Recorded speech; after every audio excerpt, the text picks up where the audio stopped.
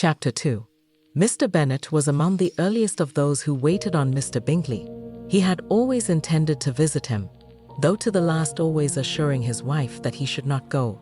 Until the evening after the visit was paid, she had no knowledge of it. It was then disclosed in the following manner. Observing his second daughter employed in trimming a hat, he suddenly addressed her with, "I hope Mr. Bingley will like it, Lizzie." "We are not in a way to know what Mr. Bingley likes," said her mother resentfully, "since we are not to visit." "But you forget, Mamma," said Elizabeth, "that we shall meet him at the assemblies, and that Mrs. Long promised to introduce him." "I do not believe Mrs. Long will do any such thing. She has 2 nieces of her own. She is a selfish, hypocritical woman, and I have no opinion of her." "No more have I," said Mr. Bennet, "and I am glad to find that you do not depend on her serving you." Mrs. Bennet deigned not to make any reply, but, unable to contain herself, began scolding one of her daughters. "Don't keep coughing so, Kitty, for heaven's sake. Have a little compassion on my nerves. You tear them to pieces." "Kitty has no discretion in her coughs," said her father. "She times them ill." "I do not cough for my own amusement," replied Kitty fretfully. "When is your next ball to be, Lizzie?" "Tomorrow fortnight." "Eh, so it is," cried her mother, "and Mrs. Long does not come back till the day before, so it will be impossible for her to introduce him, for she will not know him herself." "Then, my dear, you may have the advantage of your friend, and introduce Mr. Bingley to her." "Impossible, Mr. Bennet, impossible, when I am not acquainted with him myself. How can you be so teasing?" "I honor your circumspection. A fortnight's acquaintance is certainly very little. One cannot know what a man really is by the end of a fortnight. But if we do not venture, somebody else will. And after all, Mrs. Long and her daughters must stand their chance, and therefore, as she will think it an act of kindness, if you decline the office, I will take it on myself." The girls stared at their father. Mrs. Bennet said only, "Nonsense. Nonsense. What can be the meaning of that emphatic exclamation?" cried he.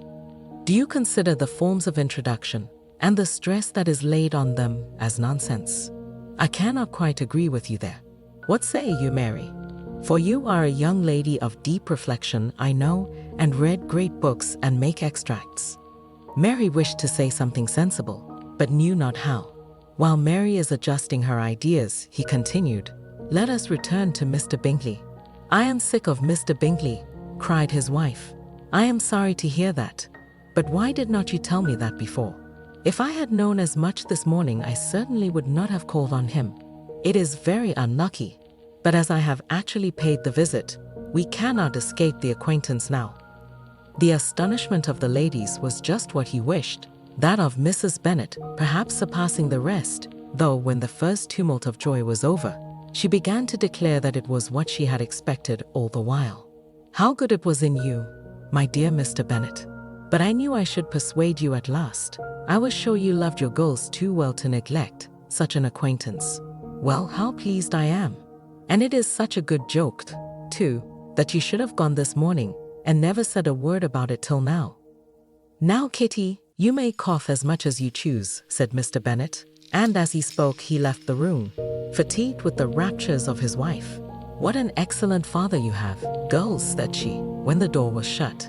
"I do not know how you will ever make him amends for his skinness, or me either, for that matter. At our time of life, it is not so pleasant, I can tell you, to be making new acquaintances every day, but for your sakes, we would do anything. Lydia, my love, though you are the youngest, I dare say Mr. Bingley will dance with you at the next ball." "Oh," said Lydia stoutly, "I am not afraid, for though I am the youngest, I'm the tallest." The rest of the evening was spent in conjecturing how soon he would return Mr. Bennet's visit, and determining when they should ask him to dinner.